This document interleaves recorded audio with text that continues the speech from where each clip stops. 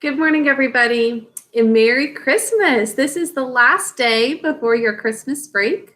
I hope that you all will have such a wonderful time with your family. Today, this is a little Christmas video, so I'm staying at home to film this one so that we've got a little bit more of a festive background.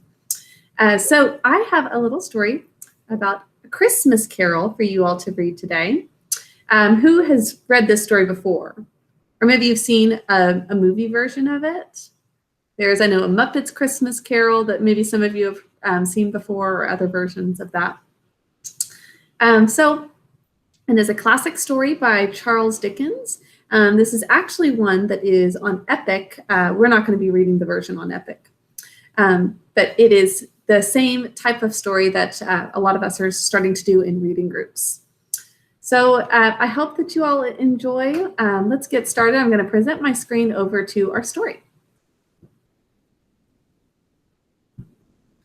Now, this is a shorter version of it. This is actually the version that Charles Dickens himself would read to people. This was just like his oral version of it, and the book is much, much longer. Now, I have endeavored in this ghostly little book to raise the ghost of an idea, which shall not put my readers out of humor with themselves or with each other, with the season or with me. May it haunt their houses pleasantly. This is supposed to leave you feeling very good. Now, old Marley was as dead as a doornail. There was no doubt whatever about that. Scrooge knew he was dead? Of course he did. Scrooge and he were partners for I don't know how many years. Scrooge never painted out old Marley's name, however. There it yet stood, years afterwards, above the warehouse door, Scrooge and Marley. Oh, but he was a tight-fisted hand at the grindstone, was Scrooge. He was a squeezing, wrenching, grasping, scraping, clutching, covetous old sinner. He's a man who wanted to hold on to his things and his money. Nobody ever stopped him in the street to say with gladsome looks, "My dear Scrooge, how are you?" No beggars even implored him to bestow a trifle. Once upon a time, upon a Christmas Eve, old Scrooge sat busy in his counting house. It was cold, bleak, biting, foggy weather, and the city clocks had only just gone 3, but it was quite dark already.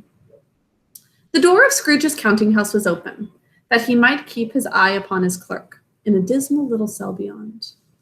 Scrooge had a very small fire, but the clerk's fire was so very much smaller than it looked like just one single coal. Wherefore the clerk put on his white comforter and tried to warm himself at the candle, in which effort, not being a man of a strong imagination, he failed. "A Merry Christmas, Uncle! God save you!" cried a cheerful voice. It was the voice of Scrooge's nephew, who came upon him so quickly that this was the first intimation Scrooge had of his approach. "Bah!" said Scrooge. "Humbug!" Have you heard that before? That's just the sound of a grumpy old man. "If I had my will, every idiot who goes about with Merry Christmas on his lips should be boiled with his own pudding, and buried with a stake of holly through his heart. He should." That's terrible.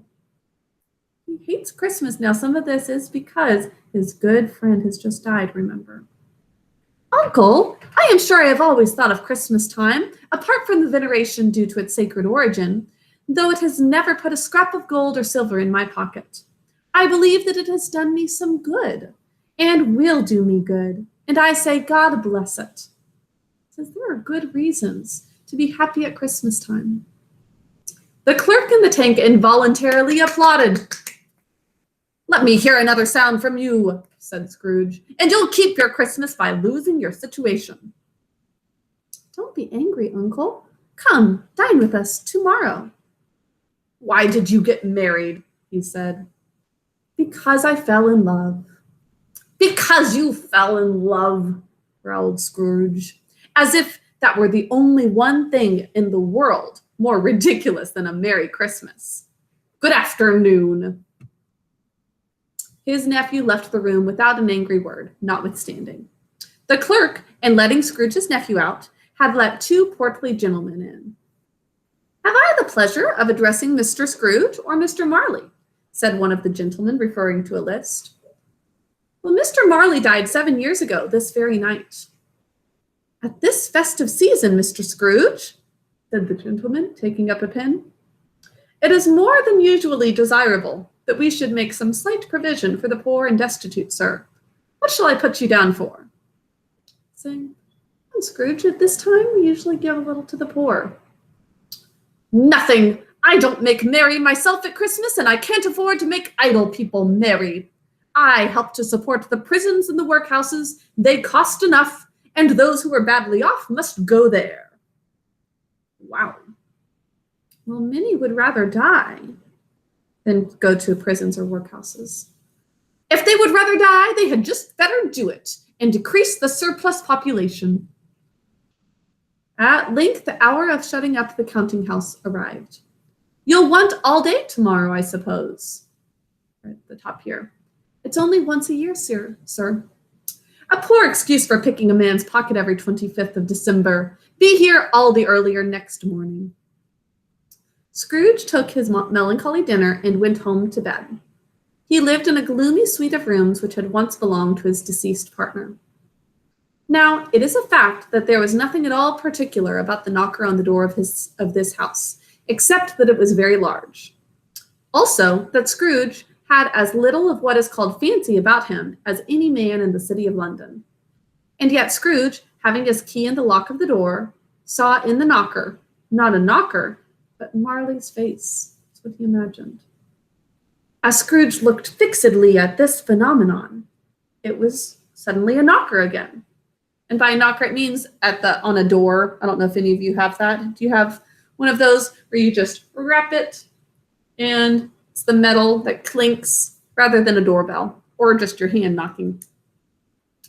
So he thinks he sees his best friend's face. He says, "Pooh, pooh," and closed the door with a sound like thunder. Quite satisfied, he closed his door and locked himself in, double locked himself in, which was not his custom. Scared. Thus secured against surprise, he sat down before the very low fire to take some gruel. As he threw his head back in the chair, his glance happened to rest upon a disused bell that hung in the room and communicated, for some purpose now forgotten, with a chamber in the highest story of the building. It began to swing. Soon it rang out loudly, and so did every bell in the house. This was succeeded by a clanking noise as if some person were dragging a heavy chain over the casks in the wine merchant's cellar below. Through the heavy door, a spectre passed into the room before his eyes, which was a ghost. His body was transparent, so that Scrooge, looking through his waistcoat, could see the 2 buttons on his coat behind. "How now?" said Scrooge, caustic and cold as ever. "What do you want with me?" There's the ghost. "In life, I was your partner, Jacob Marley. Can you sit down?" "I can. Why do you doubt your senses?" "Because a little thing affects them. A slight disorder of the stomach makes them cheats. You may be an undigested bit of beef, a fragment of an underdone potato. There's more of gravy than of grave about you, whatever you are."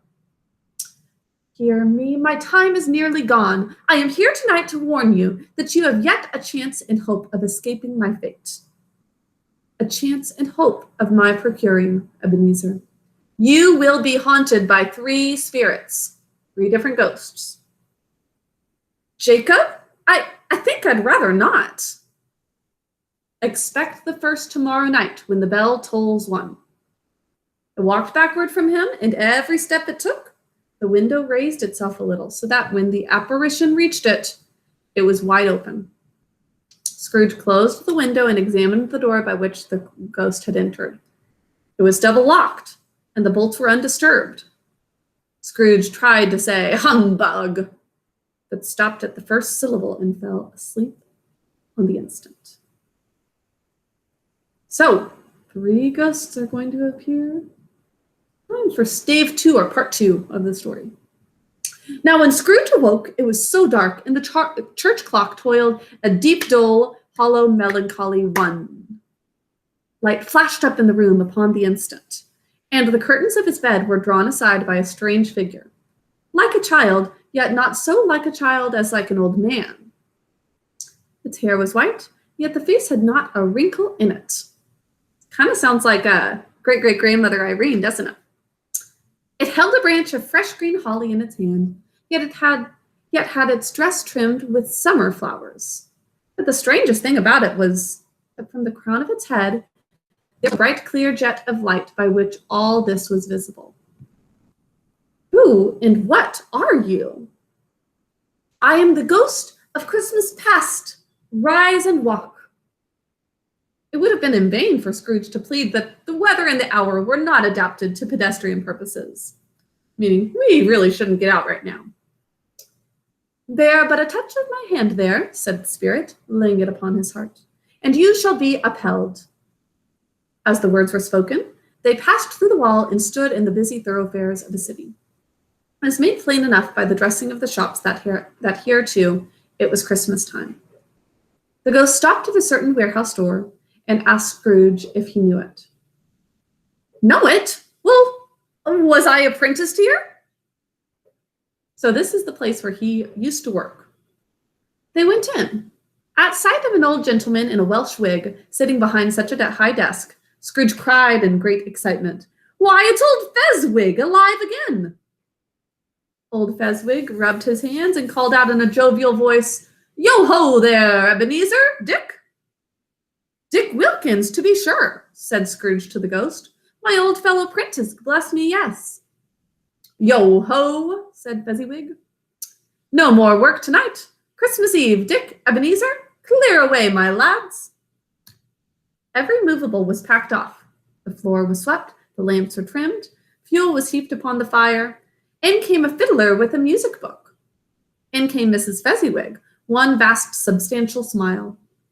In came the 3 Miss Fezziwigs, the 6 young followers whose hearts they broke. In came all the young men and women employed in the business, the housemaid. In came the baker, the cook, and the milkman. Got quite a crowd there. There were dances, there were forfeits, and there was cake, and there was negus, and there was a great piece of cold roast, and there was a great piece of cold boiled, and there were mince pies and plenty of beer. So quite a feast. When the clock struck 11, this domestic ball broke up. Mr. and Mrs. Fezziwig took their stations, one on either side of the door, and shaking hands with every person, wished him or her a Merry Christmas. A small matter, said the ghost, to make these silly folks so full of gratitude. He has spent but a few pounds of your mortal money. Scrooge felt the spirit's glance. My time grows short, observed the spirit. Quick. So, Scrooge is thinking, maybe he's right. Maybe this is a good way to make sure there's Christmas joy in the Christmas spirit. Again, he saw himself. He was older now, a man in the prime of his life. He was sat by the side of a fair young girl in a black dress, in whose eyes there were tears. Spirit, remove me from this place. I told you these were the shadows of things that have been, said the ghost. That they are what they are, do not blame me. Remove me, Scrooge exclaimed. I cannot bear it. As he struggled with the spirit, he was conscious of being exhausted. He had barely time to reel to bed before he sank into a heavy sleep. Okay, so that was the ghost of Christmas past. What do you think is next? Scrooge awoke in his own bedroom, but the walls and ceiling were so hung with living green that it looked a perfect grove, heaped upon the floor to form a kind of throne where turkeys, geese, game, great joints of meat, sucking pigs, long wreaths of sausages, mince pies, plum puddings, barrels of oysters, red-hot chestnuts, juicy oranges, and minced 12th cakes, and great bowls of punch. In easy state upon this couch there sat a giant glorious to see, who bore a glowing torch, in shape not unlike Plenty's horn, and who raised it high to shed its light on Scrooge as he came peeping round. Come in, come in. I am the ghost of Christmas present, meaning right now. Have never walked with my elder brothers? I don't think I have. Have you many brothers, Spirit? More than 1,800. Spirit, conduct me where you will. I went forth last night on compulsion. Tonight, if you have aught to teach me, let me profit by it. So now he's going to go along because he thinks there is something to learn. Touch my robe, the ghost of Christmas present says. Scrooge did as he was told and held it fast. The room and its contents all vanished instantly, and they stood in the city streets upon a snowy Christmas morning. Scrooge and the ghost passed on, invisible, straight to Scrooge's clerks, and on the threshold of the door the spirit smiled and stopped to bless Bob Cratchit's dwelling with the sprinklings of his torch. Then up rose Mrs. Cratchit, Cratchit's wife, and laid the cloth, assisted by Belinda Cratchit, second of her daughters, while Master Peter Cratchit plunged a fork into the saucepan of potatoes.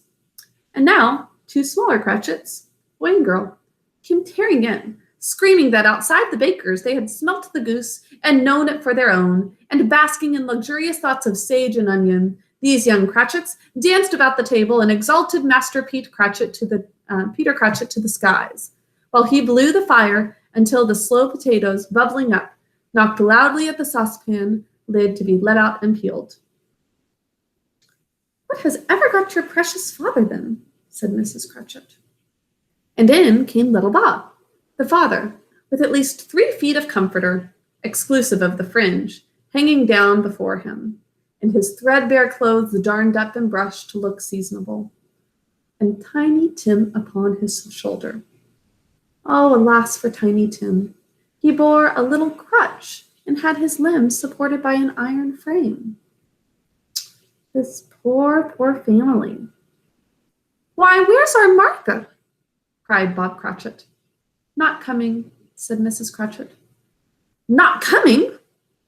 Said Bob. Martha didn't like to see him disappointed, if it were only in joke. So she came out prematurely from behind the closet door and ran into his arms, while the 2 young Cratchits hustled Tiny Tim, and bore him off into the wash-house that he might hear the pudding singing in the copper. And how did little Tim behave? Asked Mrs. Cratchit. Oh, as good as gold, said Bob, and better. Somehow he gets thoughtful, sitting by himself so much, and thinks the strangest things you ever heard.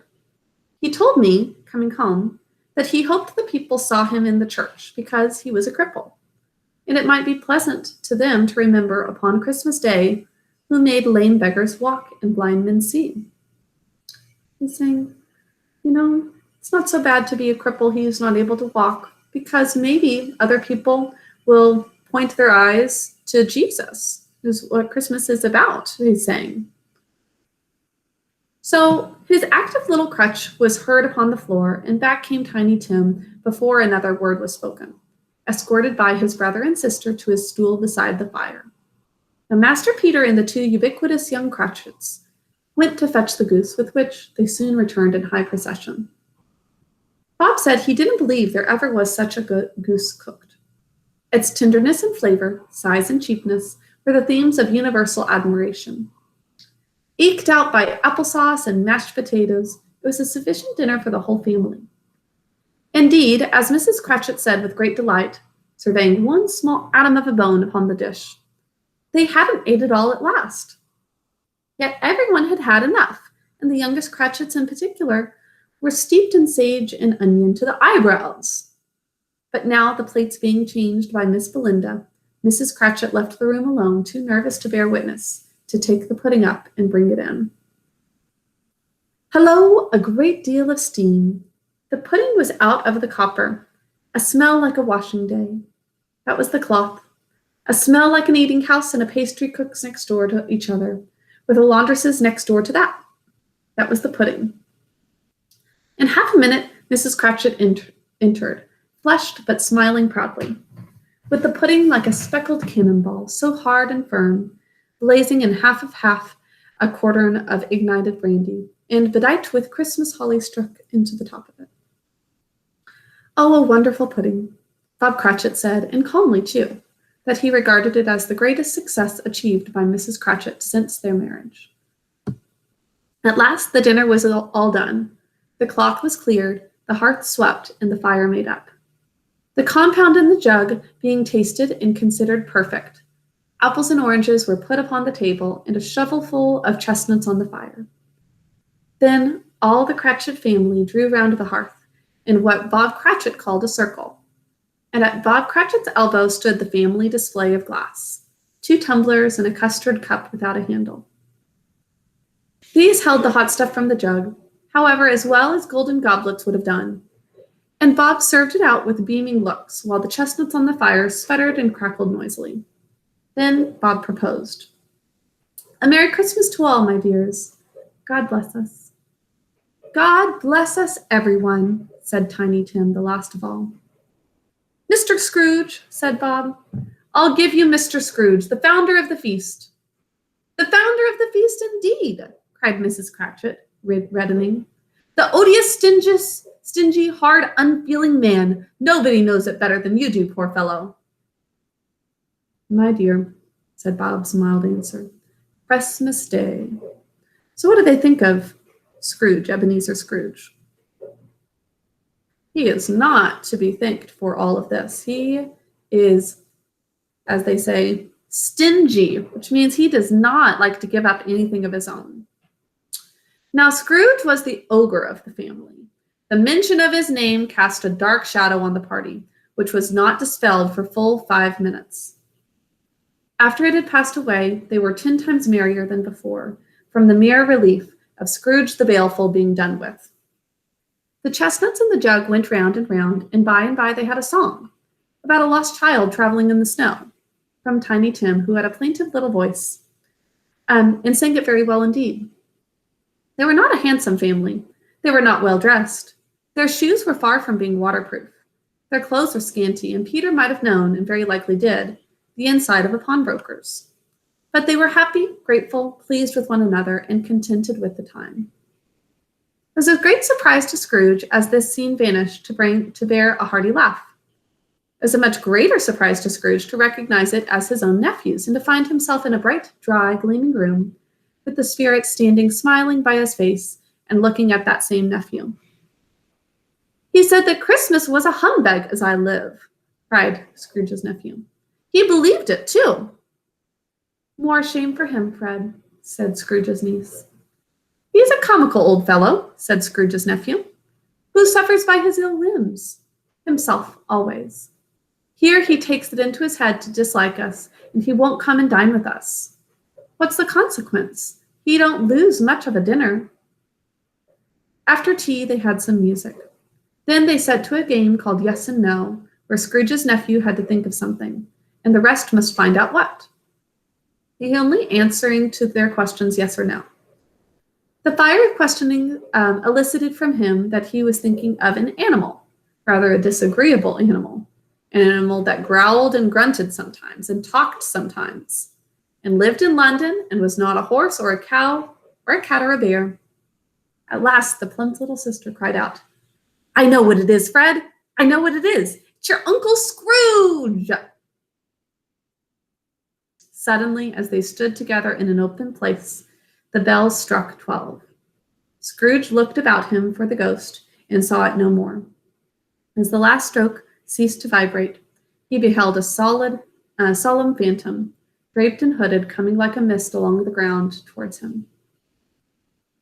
So, time for the third ghost. Now, his own family members think he is just cold and pretty grumpy all the time and doesn't ever do anything for them. Let's see the last one.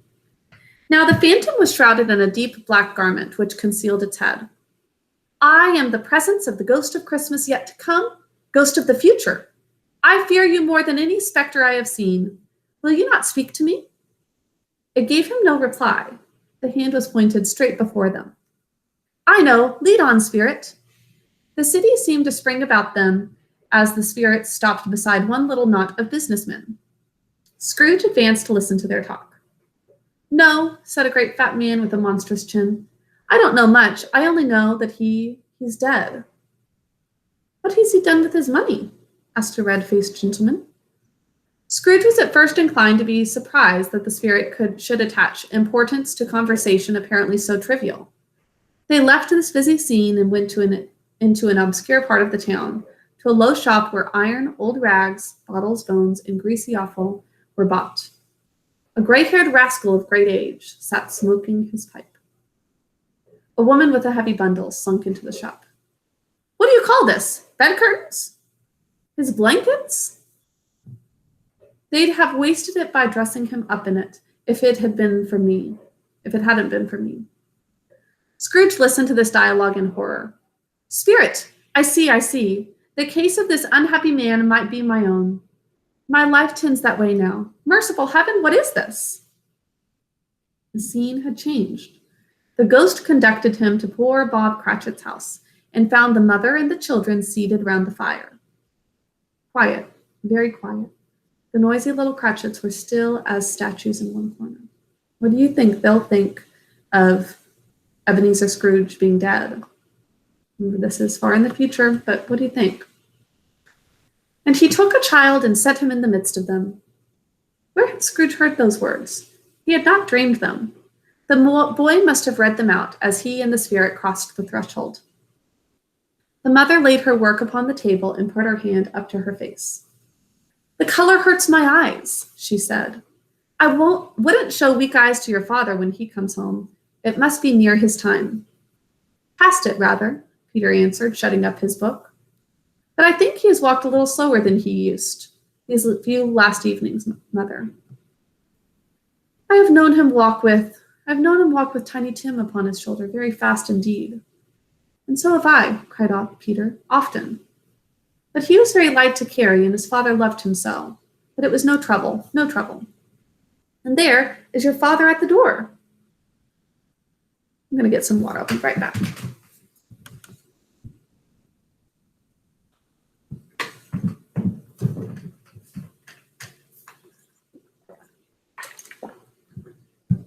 Now, she hurried out to meet him and little Bob in his comforter. He had need of it, poor fellow. Came in. His tea was ready for him on the hob, and they all tried who should help him to it most. Then the two young Cratchits got upon his knees and laid, each child, a little cheek against his face as if they said, Don't mind it, father, don't be grieved. Bob was very cheerful with them and spoke pleasantly to all the family. He looked at the work upon the table and praised the industry and speed of Mrs. Cratchit and the girls. They would be done long before Sunday, he said. Sunday? You went today then, Robert? Yes, my dear, returned Bob. I wish you could have gone. It would have done you good to see how green a place it is. But you'll see it often. I promised him that I would walk there on a Sunday. My little child. He broke down all at once. He couldn't help it. The ghost of Christmas yet to come conveyed him to a dismal, wretched, ruinous churchyard. The spirit stood among the graves and pointed down to one. Before I draw nearer, answer me one question. Are these the shadows of the things that will be, or are they the shadows of things that may be only? Still the ghost pointed downward to the grave by which it stood.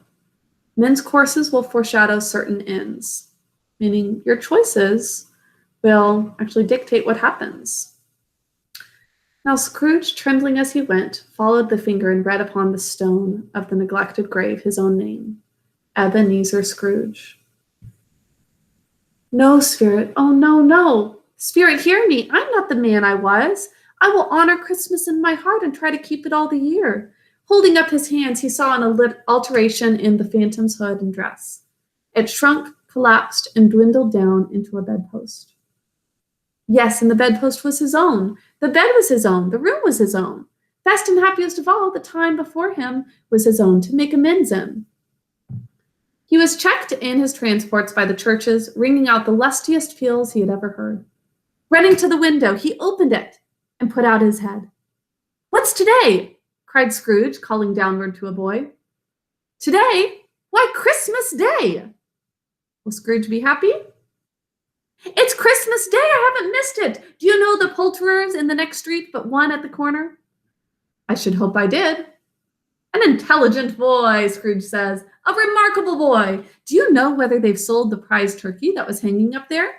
Go and buy it and tell him to bring it here, and I'll give you half a crown. The boy was off like a shot. I'll send it to Bob Cratchit's. He shan't know who sends it. It's twice the size of Tiny Tim. In the afternoon, he turned his steps toward his nephew's house. He passed the door a dozen times before he had the courage to go up and knock. "Is your master at home, my dear?" said Scrooge to the girl. Nice girl, very. "He's in the dining room, sir, along with mistress." "He knows me," said Scrooge, with his hand already on the dining room lock. "I'll go in here, my dear." "Why, bless my soul!" cried Fred. "Who's that?" "Well, it's I, your Uncle Scrooge. I've come to dinner. Will you let me in, Fred?" Let him in? It is a mercy he didn't shake his arm off. He was at home in 5 minutes. Nothing could be heartier. Wonderful party, wonderful games, wonderful unanimity. Wonderful happiness. But he was early at the office next morning. He was early there. If he could only be there first and catch Bob Cratchit coming late. And he did it. Bob was full 18 minutes and a half behind his time. "Hello," growled Scrooge in his accustomed voice, as near as he could feign it. "What do you mean by coming here at this time of day?" "I'm very sorry, sir. I am behind my time." "You are? Yes, step this way, if you please." "It's only once a year, sir. It shall not be repeated. I was making rather merry yesterday, sir. Now, I'll tell you what, my friend. I am not going to stand this sort of thing any longer, and therefore I'm about to raise your salary." "A Merry Christmas, Bob," said Scrooge, with an earnestness that could not be mistaken as he clapped him on the back.